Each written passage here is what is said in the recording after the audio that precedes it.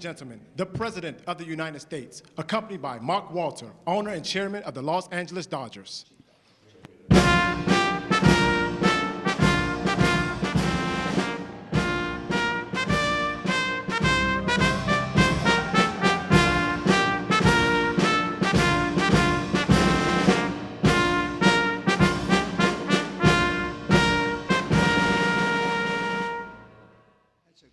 Group. I see some people oftentimes, like politicians behind me, it's not so pretty. That is a very good-looking group of people. And I'm thrilled to welcome to the White House and very special people, actually, very talented people, the 2024 World Series champion, the Los Angeles Dodgers.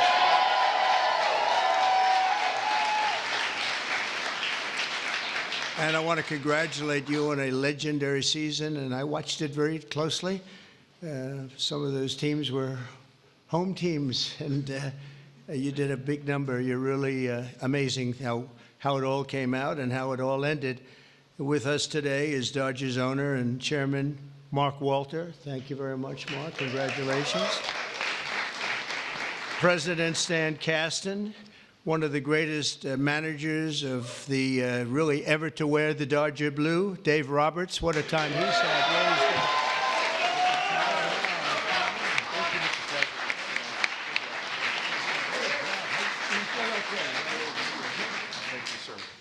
That's great. What a job.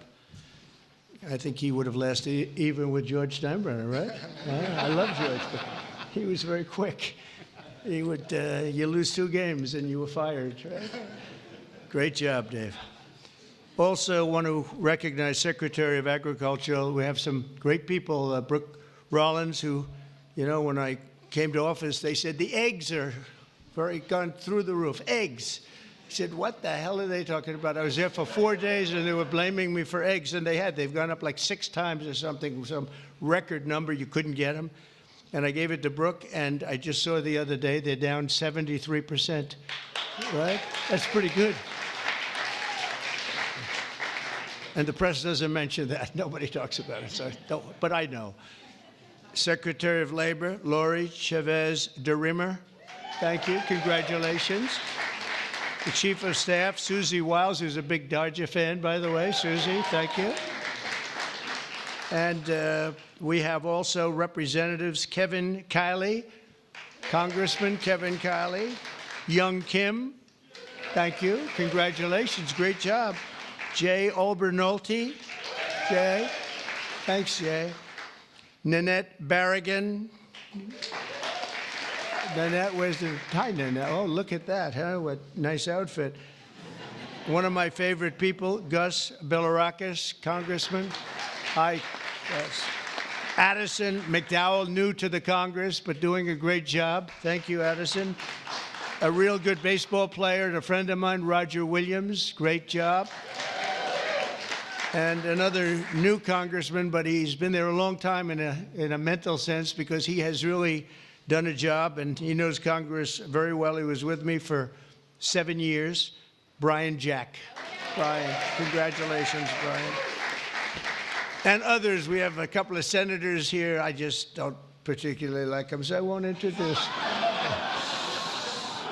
Over the course of this amazing season, the members of this team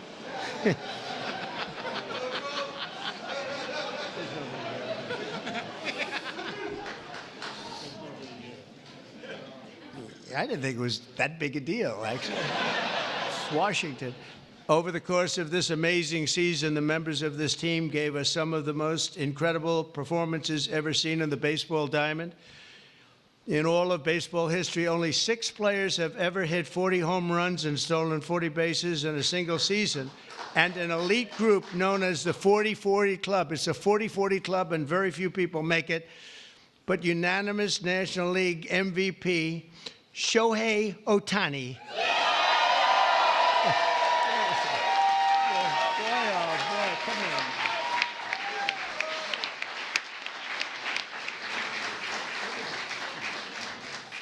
Looks like a movie star.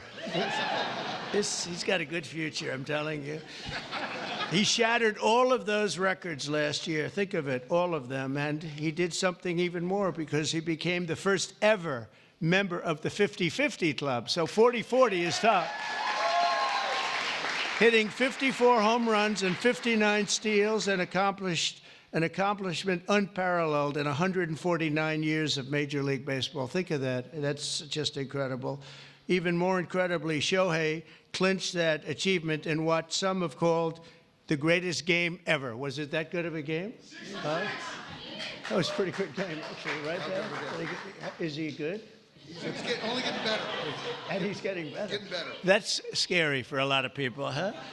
Even more incredibly, Shohei clinched the achievement. I mean, it really was, and in a time that, at an age that nobody ever thought was possible. On September 19th, 2024, he did the unthinkable by going 6 for 6. This is a pretty amazing. I didn't realize it was that good.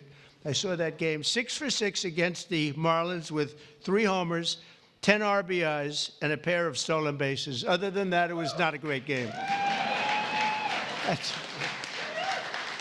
How many people have gone 6 for 6 just period, right? Not very much, right? Maybe a dozen. Maybe a dozen. Amazing. As you know, the Dodgers were down a lot of talent on the mound last season due to injury. The resilient group used 40 different pitchers, the most ever by an eventual World Series championship team. They had to go and get them. I don't know how they got them and where they got them, but they got them because they won. I know you especially miss the heart and soul of the pitching staff, Clayton Kershaw, who is really fantastic.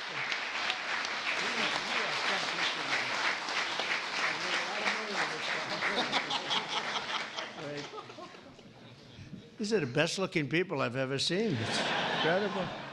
But Clayton has been unbelievable, and if you look at his records and you look at the stamina, the endurance that he's had, and we're really happy to have him. I'm glad to meet him. I've watched him for a long time. He's a young guy yet, but you are a young guy, but I've watched you for a long time. So congratulations, amazing. All year, the Dodgers faced down adversity. You entered the playoffs battered and bruised, but not broken. When you ran out the healthy arms, you ran out of really healthy. They had great arms, but they ran out. It's called sports. It's called baseball in particular, and pitchers, I guess you could say, in really particular. But the starting rotation during the National League Division Series, this scrappy Dodgers bullpen shut out the Padres, saved the season, and forced Game 5. Then key players battled back from midseason injuries to help deliver the National League pennant, including superstars Mookie Betts. Oh, is he good?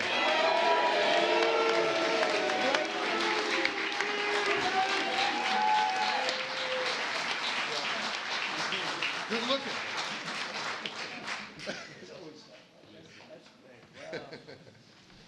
Mookie, that guy can play, can't he?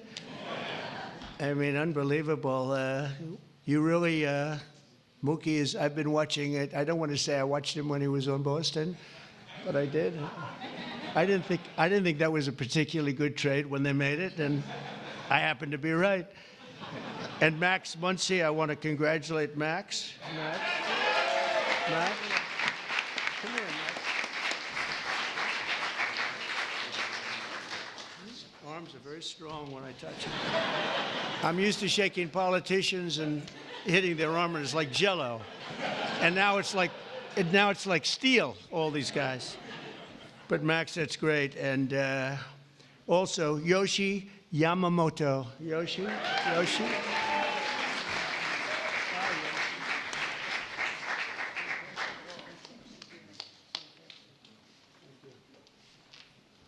Wow, what great athletes.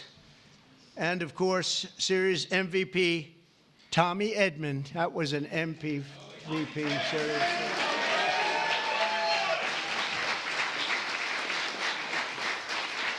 Good feeling, right?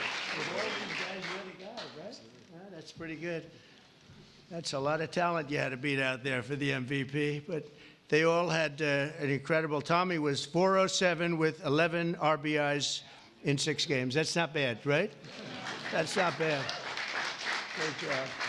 When it counted, too. Next came the blockbuster World Series against another iconic team known as the New York Yankees. I love the Yankees. George was a great friend of mine. He had very few friends, but he was. And if you want to sit for 9 innings with a game, watching the Yankees play with George, you were exhausted by the end of the game. It was actually hard work, but we love George, and they're doing a good job, and they're doing well this season, and you're already 9-2, and so you're doing a good job. Maybe you see the same thing over again. In Game 1 of the World Series, Freddie Freeman, on a sprained ankle. He's a great player with a broken finger and a broken rib, channeled Kirk Gibson's legendary walk-off home run in Game 1 of the 1988 World Series. That was a game that pretty much everybody remembers. He could hardly swing the bat, but he swung it one time, and it was a shot. On the first pitch Freddie saw in the bottom of the 10th, he hit an unforgettable walk-off grand slam home run, the first in World Series history. It's amazing. The Dodgers rode the momentum to win 2 of their next 3 games, placing them on the verge of baseball immortality in a dramatic Game 5, down 5 runs on the top of the 5th. That was a strange inning, I'll tell you, for those Yankee fans. But I'm not saying I was a Yankee fan, because I love these people behind me. But down 5 runs in the top of the 5th with 2 outs and the bases loaded, the Dodgers gave us one of the grittiest half-inning World Series events, showings that anybody's ever seen. Mookie started the rally by beating out a routine ground ball to first, which he's fast as hell. I don't know how the hell you can... Having that speed isn't that a great thing? I played baseball, but I was sort of slow. I wasn't fast. Driving in the phenomenal Kike Hernandez. Where's Kike?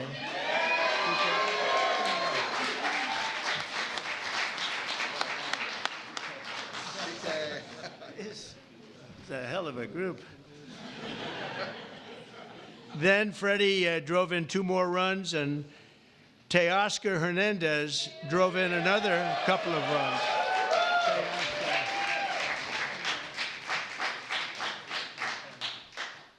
That's a group. Teoscar, so you're doing well this season too? A little bit. Yes, that's what I heard. That's what I heard. After a few dominant innings from Blake Trainin. Where's Blake? I heard dominant, right? That's dominant.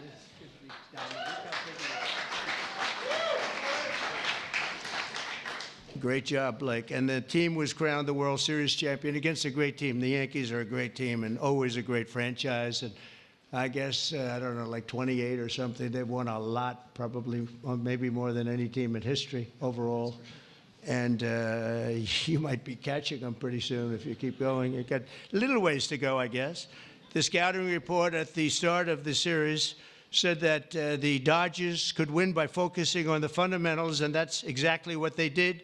You showed America that it's not about individual glory. It's about the team digging deep and sprinting right through first base, and you did that all the time. I watch some games. I love baseball. I don't get to watch as much as I'd like, but you always see a spirit on this team. I think a lot of that has to do with the ownership and the management, frankly.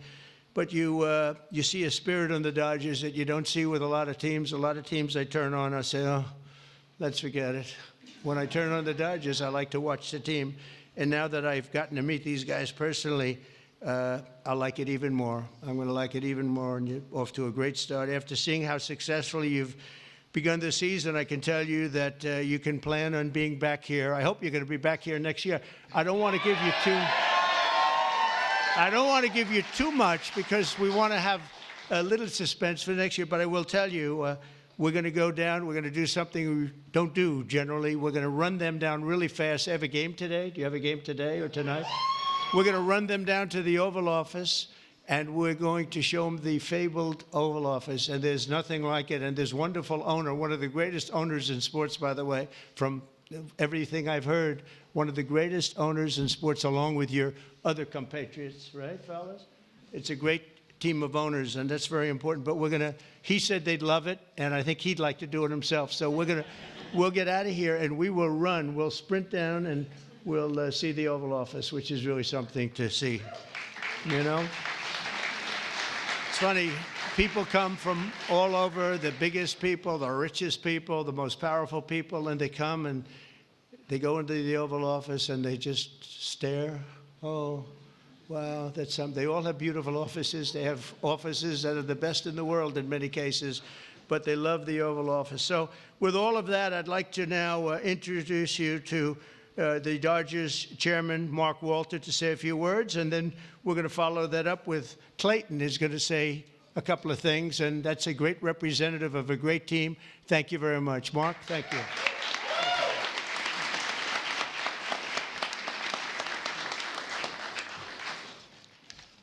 Well, thank you very much.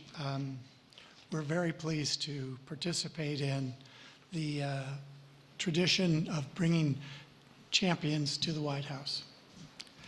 Last season was an incredible season. We won the World Series. Second time in 2020, and since 2020, and only 8 times in our seasons, our history.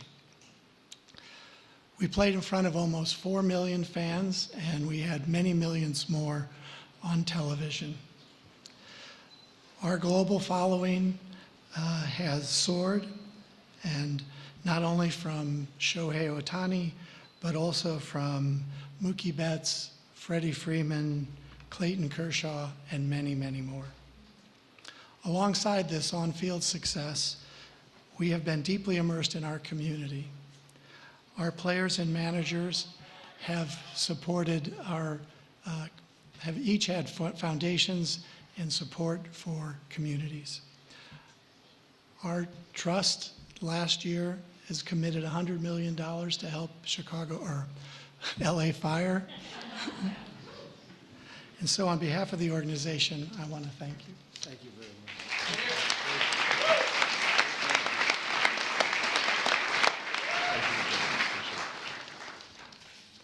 Okay, wow, this is an incredible honor for me, and to stand here today representing the Los Angeles Dodgers and this group of staff and players behind me today. The 2024 Los Angeles Dodgers season is one that will go down the history books, always holding a special place in the hearts of myself and those there with me, as well as millions of Dodger fans around the world. This organization exemplifies what it means to come together as one for a greater purpose and to represent something so much bigger than themselves. The selflessness and humility that each one of these players and staff have shown over the last year is truly an inspiration. They have constantly played hurt, switched positions, and taken the ball to put the team first. As a spectator for our championship run last year, I was in awe of this group.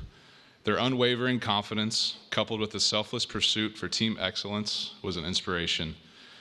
That is why I'm so grateful to get to speak today on their behalf, as I know none of them would say this about themselves. Moving forward, I hope the 2024 Dodgers can serve as an inspiration to many like they were to me, not just in sports, but in life, remembering to put others before ourselves. It moves a team and a society forward. So thank you for allowing me to speak today, because the story of the 2024 World Series champion Los Angeles Dodgers is a true joy to get to tell, and it's because of the extraordinary people that are behind me and their incredible pursuit of excellence. Thank you.